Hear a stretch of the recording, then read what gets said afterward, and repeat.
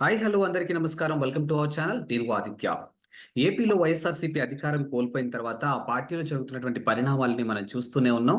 So ఆ పార్టీలో ఉన్నటువంటి నాయకులు కానీ కార్యకర్తలు కానీ ఒకరి తర్వాత ఒకరు పార్టీని వీడే అవకాశాలు కూడా మనం చూస్తూనే ఉన్నాం. సో ఇక రానున్న సెప్టెంబర్లో ఆయన అయితే విదేశీ పర్యటనకి వెళ్ళబోతున్నారు. సో మరి ఆయన గనక విదేశీ పర్యటన వెళ్ళిన తర్వాత ఆ పార్టీలో ఉన్న మరికొంతమంది కీలక నేతలు పార్టీలో మారే అవకాశాలు ఉన్నట్లు తెలుస్తుంది. మరి ఈ అంశం గురించి మాట్లాడడానికి ప్రస్తుతానికి మనతో పాటు లైవ్ లో ఉన్నారు ప్రముఖ సీనియర్ జర్నలిస్ట్ ఉప్పలక్ష్మి గారు. సో సార్ నడికి మరి విషయాలు తెలుసుకుందాం. సార్ నమస్కారం సార్. నమస్తే. సార్ వైఎస్ఆర్‌సీపీలో నుంచి చాలా మంది కీలక నేతలు పార్టీ మారబోతున్నట్లు సమాచారం మనకు తెలుస్తూనే ఉంది మొదటి నుంచి కూడా. సో ఇప్పుడు ఆయన విదేశీ పర్యటనలో ఉన్నారు. అంటే సెప్టెంబర్ 3 నుంచి సెప్టెంబర్ 25 వరకు. సో మరి ఆయన విదేశాలు వెళ్ళిన తర్వాత ఆ పార్టీలో ఉన్నటువంటి మరికొంతమంది నేతలు పార్టీ మారే అవకాశం ఉన్నట్లు తెలుస్తుంది. మరి అసలు వైఎస్ఆర్‌సీపీ భవిష్యత్తు ఏ విధంగా ఉండబోతుంది అసలు రానున్న రోజుల్లో? ఒకటేంటంటే ముఖ్యమైన నాయకులే సరే, పార్టీలలో అధికారం లేనప్పుడు స్వార్థం ఉంటది రాజకీయ నాయకులకు. ఏ పార్టీ అధికారంలో ఉంటే వాళ్ళ వైపు వెళ్ళి ఏదో పనులు చేసుకోవాలని ఉంటారు. కానీ జగన్మోహన్ రెడ్డి గారి వలన అనేక ప్రయోజనాలు పొంది ఆయనతో మంచి సంబంధాలు ఉన్నటువంటి నాయకులు కూడా ఇవాళ పార్టీ వదిలిపెడుతున్నారు. అది ఆలోచించాల్సినటువంటి అంశం.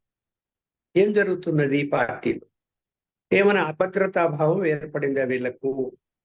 జగన్మోహన్ రెడ్డి గారు ఒకవేళ కేసుల్లో ఏదైనా, ఎందుకంటే ఇప్పుడు బీజేపీకి వ్యతిరేకంగా తయారయ్యాడు. మొన్ననే వక్ఫ్ బోర్డు యొక్క బిల్లును వ్యతిరేకించింది వైఎస్ఆర్సీపీ పార్లమెంట్ లో.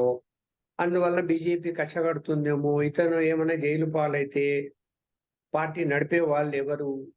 తర్వాత ఒకవేళ జైలు పాలై కన్విక్షన్ జైలు పాలైతే ఆయన మళ్ళీ రాబోయేటువంటి 2029లో పోటీ చేయడానికి అనర్హుడవుతాడు చట్ట ప్రకారము. అవన్నీ జరిగితే మరి ఏంటి మనం ఈ పార్టీలో ఉంటే మన భవిష్యత్తు ఏమిటి అని కూడా చర్చ జరుగుతుంది ఇప్పుడు వాళ్ళ నాయకుల మధ్య. మోపిదేవి ఆయన వెళ్ళాడు అంటే ఆయన ఈ యొక్క జగన్మోహన్ రెడ్డి గారి యొక్క కేసులకు ఆస్తులకు సంబంధించిన కేసులు, ఆర్థికమైన లావాదేవీల కేసులు ఆయన ముద్దాయి, ఆయన కూడా జైల్లో ఉండి బెయిల్ మీద వచ్చినోడే ఆయనతో పాటు. మరి అంత అసోసియేట్ అయి ఉన్నటువంటి అతనే ఇవాళ రాజ్యసభకు రాజీనామా చేశాడు, సిపికి రాజీనామా చేశాడు. మరి ఎందుకు అన్నది ఎవరైనా ఆయన అంతర్మదనం చేసుకోవాలా జగన్మోహన్ రెడ్డి అయితే. మరి ఎందుకు నాతో ఇంత సంబంధాలు ఉన్నటువంటి వ్యక్తులు కూడా వెళ్ళిపోతున్నారు అని ఇవి చూస్తున్నాం. ఎమ్మెల్సీలు రోజు ఇద్దరో ముగ్గురో రాజీనామాలు చేస్తున్నారు, మేము వెళ్ళిపోతాం అంటున్నారు. మరి ఇక్కడ సరే, ఇప్పుడు తెలుగుదేశం పార్టీకి అవసరం ఉందా లేదా అంటే, తెలుగుదేశం పార్టీకి ఫుల్ శక్తిలో ఉన్నారు వాళ్ళు. అంటే ఏమాత్రం వాళ్ళకి రాష్ట్రంలో పూర్తి మెజారిటీ ఉంది. ఒకవేళ జనసేన బీజేపీలు పక్కకు పోయినా కూడా పూర్తి మెజారిటీ, సంపూర్ణ మెజారిటీ ఉంది ఆ పార్టీకి. వాళ్ళకు ఎవరి అవసరం లేదు. కాబట్టి రాజ్యసభ సభ్యుల కోసం వాళ్ళు ఎందుకు తాపత్రయపడతారు టీడీపీ వాళ్ళు? వాళ్ళకి ఏం అవసరం ఇప్పుడు రాజ్యసభలో? ఏదైనా అవసరం ఉంటే బీజేపీకి అవసరం ఉంది ఎక్కడ? సరే, వాళ్ళకు కూడా ఇప్పుడు సింపుల్ మెజారిటీ రాజ్యసభలో వచ్చింది, కానీ ఇంకా వస్తామంటే వాళ్ళు తీసుకుంటారు, వాళ్ళకి అవసరం ఉంది. అలాగే పార్లమెంటు సభ్యులు వస్తామంటే తీసుకుంటారు తప్ప తెలుగుదేశం పార్టీకి అవసరమే లేదు పార్లమెంటు సభ్యులు కానీ, లేకపోతే కనుక రాజ్యసభ సభ్యులు కానీ. అవసరం ఏంటంటే శాసన మండలిలో అవసరం ఉంది, ఎందుకంటే మెజారిటీ లేదు. కాబట్టి వాళ్ళు వస్తే తీసుకునే అవసరం ఉంది. అయితే తెలుగుదేశం నాయకుడు జగన్మోహన్ రెడ్డి చంద్రబాబు నాయుడు గారు వెరీ క్లియర్ గా గేట్లు తెరిచి మీరు రాజీనామా చేస్తేనే మా దగ్గరికి రండి అని చెప్పారు. అందువలన రాజీనామా చేసి వస్తే మరి వాళ్ళని ఏం చేయాలి, వాళ్ళకి ఏం పదవులు ఇవ్వాలి అన్నది ఇంకా ఆ పార్టీ ఇష్టం జరుగుతుంది. ఇప్పుడు జగన్మోహన్ రెడ్డి పరిస్థితి ఏంటి? ఇక్కడ ఇంత గందరగోళంగా ఉన్నది. రోజు 2 రోజులకు ఒకసారి నాయకులు వెళ్ళిపోతూ ఉన్నారు. రాజ్యసభ మెంబర్లు వెళ్ళిపోయారంటే అదైతే చిన్న విషయం అయితే కాదు. ఉన్న 11 మందిలో ఇప్పుడు ఇద్దరు పోయారు. ఇద్దరు పోయినప్పుడు ఇంకా 8 మంది పోతారని వార్తలు వస్తున్నాయి. పోతే పరిస్థితి ఏంటి? ఇంకా పార్టీ పరిస్థితి అంటే రోజు రోజుకు డిమారలైజ్ అవుతుంది. భవిష్యత్తులో పార్టీ పరిస్థితి ఎలా ఉంటుంది అన్నది వాళ్ళ కార్యకర్తలు నాయకుల మధ్య చర్చ నడుస్తుంది ఇవాళ.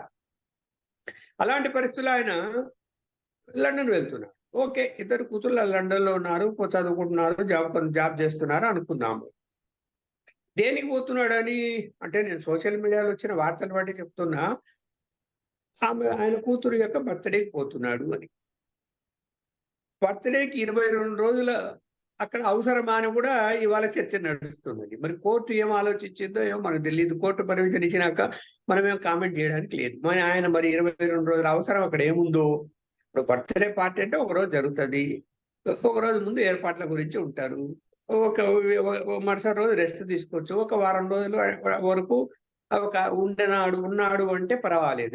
22 రోజులు, 23 రోజులు ఉంటున్నాడు అంటే మరి బర్త్‌డేకి అన్ని రోజులు అక్కడేం చేస్తున్నాడంటే, ఇక్కడ ఈ పార్టీ పరిస్థితి ఇంత ఇంత ఇంత దిగజారిపోతుంటే ఆయన వదిలేసి కూడా వెళ్ళిపోతున్నాడంటే మరి ఆలోచించాల్సినటువంటి అవసరం ఉంది ఆ పార్టీ నాయకులు, కార్యకర్తలు. పార్టీ ముఖ్యమా? లేకపోతే కుటుంబ ముఖ్యమా అంటే కుటుంబం చాలా ముఖ్యం. ఎవ్వరు కాదంటారు. పార్టీ కంటే కుటుంబమే ముందు ఇంపార్టెంట్ ఎవరికైనా, రాజకీయ నాయకులకు కాదు ఎవరికైనా. ఈ వెళ్ళాల్సిందే, కాదని ఎవరు అంటలేదు. మరి ఏంటి ఇక్కడ పరిస్థితి? రోజు రోజుకు అనేక వార్తలు వస్తున్నాయి. ఇప్పుడు మిగతా వాళ్ళు పోరని చెప్పలేము.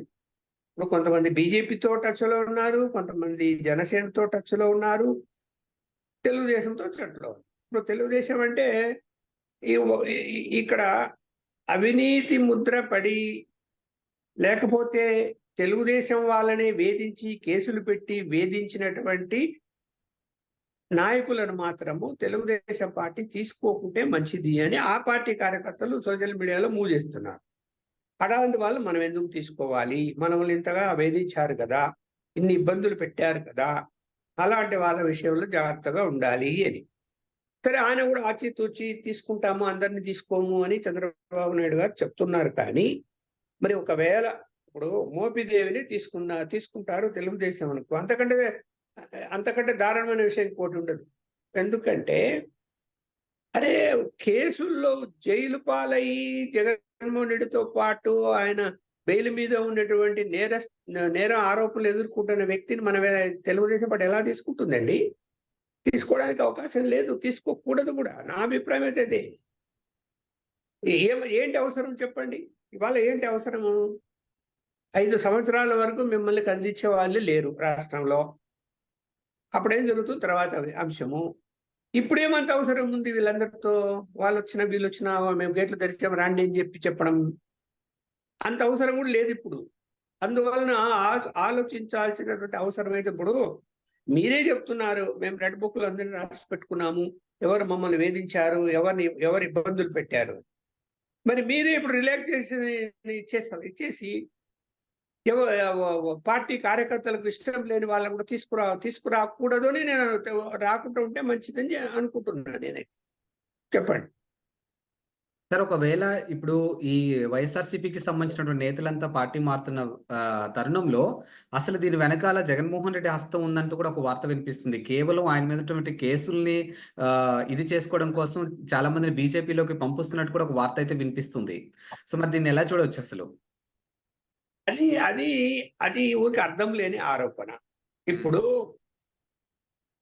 రాజ్యసభ మెంబర్లు 11 మంది, ఇప్పుడు 2 రిజైన్ చేశారు, 9 మంది ఉన్నారు. అందులో సరే వైవి సుబ్బారెడ్డి ఆయన సొంత బంధువు, ఆయన రిజైన్ చేయకపోవచ్చు, వేరే పార్టీకి పోడు అనుకున్నా. విజయసాయి రెడ్డి అయితే బీజేపీ టచ్‌లో ఉన్నాడని పూర్తిగా వార్తలు వస్తున్నాయి. ఆయన కూడా నేను పోనని చెప్తున్నా కూడా ఆయన మీద డౌటే. ఇప్పుడు వాళ్ళందరూ పోయినంత మాత్రాన బీజేపీ వాళ్ళు అంటే మీరు పోయి అక్కడ బీజేపీ వాళ్ళ మనసు మార్చి నాకు కేసుల్లో నుంచి మీరు నాకు సహాయం చేయండి అని చెప్పి నాకు రక్షణగా అక్కడ ఉండండి అని పంపించాడు అనుకుందాం. కోర్టులు ఇవాళ వింటాయా? చూస్తున్నాం కదా, అనేక అంశాల్లో సుప్రీంకోర్టు కేంద్ర ప్రభుత్వ విధానాలకు వ్యతిరేకమైన తీర్పులు ఇస్తున్నది. వాళ్ళ పద్ధతి ప్రకారం వాళ్ళు విచారణ జరిపి తీర్పులు ఇస్తూ ఉన్నప్పుడు కోర్టులు మేనేజ్ చేసి ఈయన ఇప్పుడు 13వ కేసులు ఉంటే ఈడీ కేసుల్లో చాలా నాకు ఒక సీనియర్ మోస్ట్ రిటైర్డ్ జడ్జి చెప్పారు, ఈడీ కేసుల్లో ఖచ్చితంగా ఎవిడెన్స్లు ఉన్నవి, ఈయనకు శిక్ష పడుతుంది, గ్యారెంటీగా తప్పించుకునే అవకాశమే లేదు అని చెప్పాడు. ఎందుకు ఆయన చెప్పిన దాన్ని ఆ వాదనకు నేను కూడా ఏం ఆలోచిస్తున్నా, మరి ఒకవేళ ఆ కేసుల్లో పసలేకపోతే అవి కొట్టేసే పరిస్థితి ఉంటే, ఈయన ఏ తప్పు చేయకపోతే కోర్టుకు ఎందుకు హాజరు కావడం లేదు? 12 సంవత్సరాలుగా కేసులు ఎందుకు డ్రాగ్ ఆన్ చేసుకుంటూ వస్తున్నారు? ఇప్పుడు నేను ఏ తప్పు చేయలేదు, కోర్టుకు హాజరైపోయి ఆర్గ్యుమెంట్లు తీసుకొని చూడండి ఏం లేదు కేసు అంటే కేసు కొట్టేస్తారు కదా. మరి ఎందుకు ఎందుకు దాన్ని డ్రాగ్ ఆన్ చేసుకుంటూ వస్తున్నారు అంటే ఏదో ఉందనే కదా దాని అర్థం. ఎస్. ఓకే. ఇప్పుడు ఏదో ఏదో ఉందనే అర్థం. అందువల్ల ఏంటి, నేను కూడా నమ్ముతున్నాను ఆయన చెప్పిన దాన్ని బట్టి. ఓకే, ఏదో ఏదో ఖచ్చితంగా ఏదైనా కనెక్షన్ వస్తుందేమో అని. మరి అలాంటి పరిస్థితుల్లో అట్లా అట్లా క్లియర్ ఎవిడెన్స్‌లు అందులో అది ఫైనాన్షియల్ అఫెన్స్. మర్డర్ కేసు కాదు. బెనిఫిట్ ఆఫ్ డౌట్ కింద కొట్టేయడానికి అవకాశం ఉండదు ఇది. ఖచ్చితంగా క్లియర్‌గా అన్ని ఎవిడెన్స్‌లు కోర్టులో ఉన్నాయి ఇవాళ. కేవలం విచారణ అంటే ఆర్గ్యుమెంట్స్ జరగాలి. ఆర్గ్యుమెంట్స్‌లో ఖచ్చితంగా ఆ అంశాలు బయటికొస్తాయి తప్ప అవేమి కోర్టు చించేసి లోపల పడేస్తదా కోర్టులో? కోర్టు రికార్డులను తారుమారు చేయగలుగుతారా ఎవరైనా? ఎవ్వరు చేయలేరు. విచారణ జరిగితే ఖచ్చితంగా దాన్ని ఆపగలుగుతారు. పోనీ బీజేపీ ప్రభుత్వం ఎట్లా ఆపుతుంది? వాడి ఎవిడెన్స్ కంటికి కనిపిస్తుంటే ఎట్లా ఆపుతుందండి?